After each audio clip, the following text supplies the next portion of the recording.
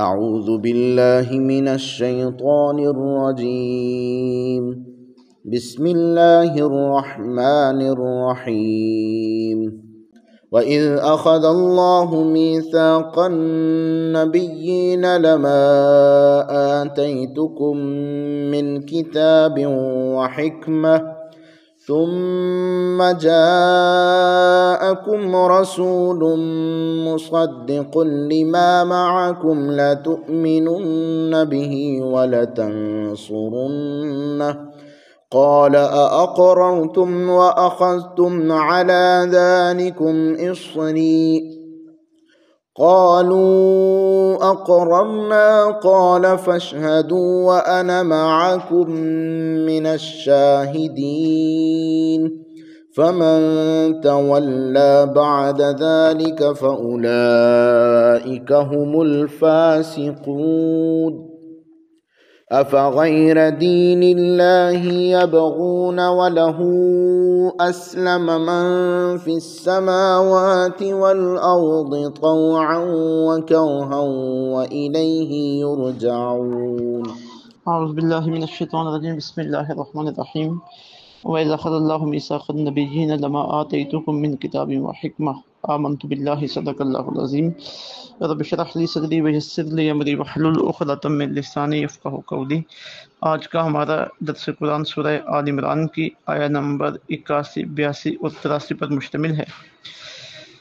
یہ آیات ترجمات اس حوالے سے بہت اہم ہیں کہ ان میں اللہ رب العزت نے تمام انبیاء کرام علیہ السلام سے ایک عہد لیا ہے، اور وہ عہد ہے عظمت مصطفیٰ صلی اللہ علیہ وآلہ وسلم کے اقرار کا، نبوت مصطفیٰ صلی اللہ علیہ وسلم کے اقرار کا.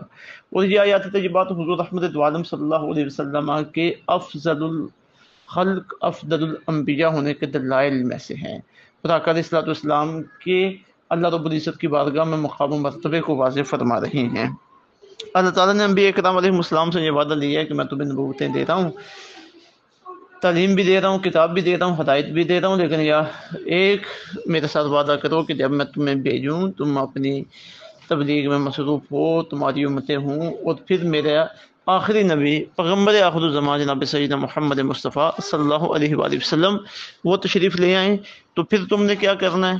اپنی نبوت کو چھوڑ دینا ہے، یعنی اپنی تبلیغ کو تم نے چھوڑ دینا ہے، پھر میرے نبی مکرم صلی اللہ علیہ وسلم کے مددگار بن جانا ہے تم نے. تو پھر اللہ تعالیٰ نے نبیوں سے پختہ وعدہ دیا. تو یہ سب عظمت مصطفیٰ صلی اللہ علیہ وسلم کی علامات ہیں. تو ارشاد باری تعالیٰ ہے وائس، اور یاد کرو جب اخذ اللہ لیا اللہ تعالیٰ نے میثاق کا پختہ وعدہ النبیین انبیاء سے، لما آتیتکم کہ میں قسم ہے تمہیں، لما آتیتکم یقیناً تمہیں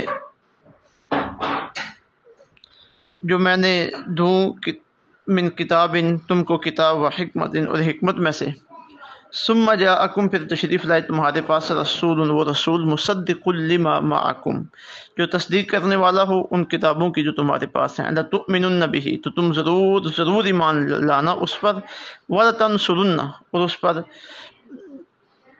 اس پر ضرور اس کی ضرور مدد کرنا. قال تو اللہ رب العزت نے فرمایا اقررتم کیا تم نے اقرار کر لیا، واخذتم اور اٹھا لیا تم نے، اس پر علی ذالکم اسری اس پر میرا باری ذمہ.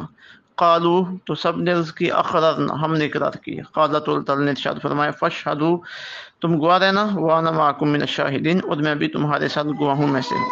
فمن تولا پھر جو کوئی پھرے اس سے بعد ذالک اس پختہ وعدے کے بعد، فاولئک هم الفاسقون تو وہی لوگ فاسق ہیں. افغیر دین اللہ کہ اللہ کے دین کے سوا کوئی اور دین یبغون تلاش کرتے ہیں، وَلَهُ أَسْلَمَ مَنْ فِي السَّمَاوَاتِ وَالْأَرْضِ حالانکہ اسی کے حضور جھکا دیا ہے ہر چیز نے جو آسمانوں اور زمین میں ہے، سر اسی کے سامنے ہر چیز نے جھکا دی ہے، طوعاً خوشی سے، وکرہاً یا مجبوری سے، وَإِلَيْهِ يُرْجَعُونَ اور سب اسی کی طرف لوٹائے جائیں گے. اور جو پہلی آیت ہے اس میں اللہ رب العزت نے انبیاء کرام علیہ السلام کو آگاہ کیا ہے، اور امت مسلمہ صلی اللہ علیہ وسلم کو بتایا جا رہا ہے کہ تمہارے نبی کی یہ شان ہے کہ جو پہلے آنے والے نبی تھے ہم نے تمہارے نبی کی عظمتوں کے وعدے ان سے لیے، وَإِذَا أَخَذَ اللہ، یاد کرو جب لیا اللہ تعالیٰ نے میثاق النبیین، انبیاء کرام علیہ السلام سے پختہ وعدہ، لما آتیتکم من کتاب و حکمہ، کہ یقیناً جب میں تمہیں دوں کتاب اور حکمت۔ اب دیکھیے یہ عالم ارواح کی بات ہے، اب ہمیں کیوں بتائی جا رہی ہے؟ آقا علیہ الصلوۃ والسلام کی عظمت کو ظاہر کرنے کے لیے۔ اور اس سے ایک بات یہ بھی سامنے آتی ہے کہ انبیاء کرام علیہ السلام کی عظمتوں کو بیان کرنا یہ اللہ تعالیٰ کی سنت ہے، یہ اللہ کا طریقہ ہے۔ اس سے نبیوں کی محبتیں دلوں کے اندر پیدا ہوتی ہیں، ان کی عظمتوں کا اظہار ہوتا ہے۔ جب محبت پیدا ہوگی، بندہ قریب ہوگا، تو پھر انبیاء کرام علیہ السلام کی تعلیم پر بھی عمل کرنے کو جی چاہے گا۔ اب ہمارے ہاں ایک ایسا طبقہ بھی وجود میں آ چکا ہے کہ جب انبیاء کرام علیہ السلام کی عظمتیں بیان کی جائیں، شانیں بیان کی جائیں، تو پریشان ہو جاتے ہیں کہ یہ کیا ہو رہا ہے۔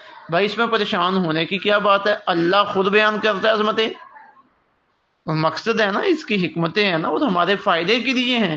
تو اللہ بیان کرے تو کوئی اعتراض نہیں ہے، ہم بیان کریں تو اعتراض کیوں ہے؟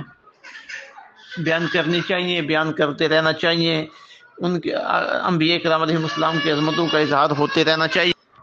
یہ باتیں ہمارے دینی تقاضوں میں سے ہیں۔ اب اللہ رب العزت کیا ان سے فرما رہے ہیں کہ قسم ہے تمہیں، ان بات پختہ کی جا رہی ہے کہ جب میں تمہیں کتاب دوں اور حکمت دوں تو ثم جاءکم، پھر تشریف لے آئے تمہارے پاس رسول، وہ رسول مصدق لما معکم، وہ جو تمہارے پاس کتابیں ان کی تصدیق کرنے والا، یعنی اس رسول کی نشانی یہ ہے کہ جو تمہارے پاس ہے وہ اس کی تصدیق کرتا ہے۔ پتہ چلا کہ انبیاء کرام علیہ السلام آپس میں ایک ہے، ان کی تعلیم ایک ہے۔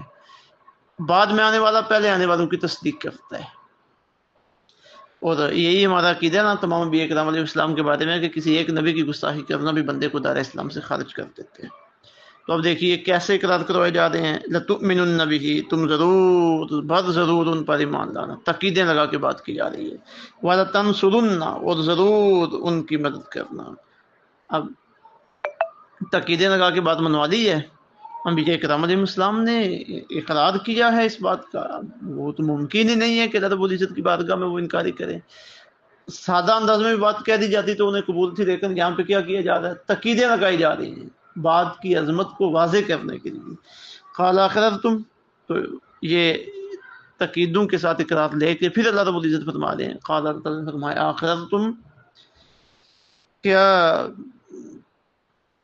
تم نے اقرار کر لیا، واخذتم علی ذالکم اسری، اور اٹھا لیے تم نے اس پر میرا بھاری ذمہ، جو ذمہ داری میں نے ڈالی ہے تمہارے اوپر وہ تم نے اٹھا لی ہے۔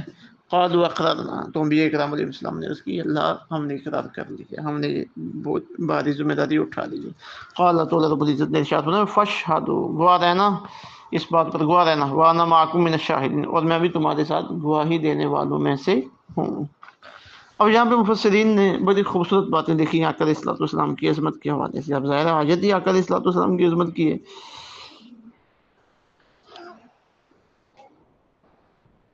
حضرت قاضی ثناء اللہ پانی پتی اور دیگر بزرگوں نے جو اس آیت کے تحت لکھا، خلاصہ یہ ہے کہ حضور رحمت عالم صلی اللہ علیہ وسلم تمام انبیاء کے سردار افضل ہیں، اور سب انبیاء کرام علیہ السلام آپ کتابیں ہیں، ان کی نبوتیں آپ کی نبوت کتابیں ہیں۔ رسول حقیقی اور مستقل شارح میرے اور آپ کے کریم آقا صلی اللہ علیہ وآلہ وسلم ہیں۔ پھر فرمایا فمن تولی بعد ذلک، پھر جو کہ پھرے اس سے، یعنی جو اس پختہ وعدے سے پھرے، فاولئک هم الفاسقون، تو وہی لوگ فاسق ہیں۔ اب یہ جو فاسق آ گیا یہ انبیاء کرام علیہ السلام کے بارے میں تو نہیں ہے، کیونکہ وہ تو اب اقرار کر لیے، وہ پھر ہی نہیں سکتے، معصوم ہے گناہوں سے۔ تو یہ انبیاء کرام علیہ السلام کو بات سنا کا ذکر کر کے بات ہمیں سنائی جا رہی ہے، بات ہمیں بتائی جا رہی ہے۔ تو اس سے انبیاء کرام علیہ السلام مراد نہیں جا سکتے، باقی لوگ مراد ہیں کہ وہ فاسق ہوں گے جب وہ آقا علیہ الصلوۃ والسلام کی اطاعت سے روگردانی کریں گے۔ پھر فرمایا فغیر دین اللہ یبغون، اللہ کے علاوہ وہ کوئی دین تلاش کرتے ہیں، وَلَهُ مَن فِي السَّمَاوَاتِ وَالْأَرْضِ، حالانکہ اسی کے حضور سر چکا دیا ہر چیز نے جو آسمان و زمین میں ہے، طوعا وکرہا، خوشی سے یا مجبوری سے، یعنی کائنات کی ہر چیز اللہ کی ارادہ و فرمان برداری میں ہے، تو اب انسانوں کو بھی اللہ کی ارادہ و فرمان برداری میں ہی آ جانا چاہیے۔ وَإِلَيْهِ يُرْجَعُونَ، سب اسی کی طرف لوٹائے جائیں گے۔ اچھا آج نہیں آئیں گے کل تو آئیں گے، تو بہتر یہ ہے نا آج ہی آ جائیں اس کی فرمان برداری میں، اس کی اطاعت میں، اور اس کی اتباع میں، اس اللہ رب العزت عمل کی سمجھ کی توفیق عطا فرمائے، آقا علیہ الصلوۃ والسلام کی عظمت کو ہمارے ذہنوں میں مزید پختہ فرمائے۔ وما علینا الا البلاغ المبین۔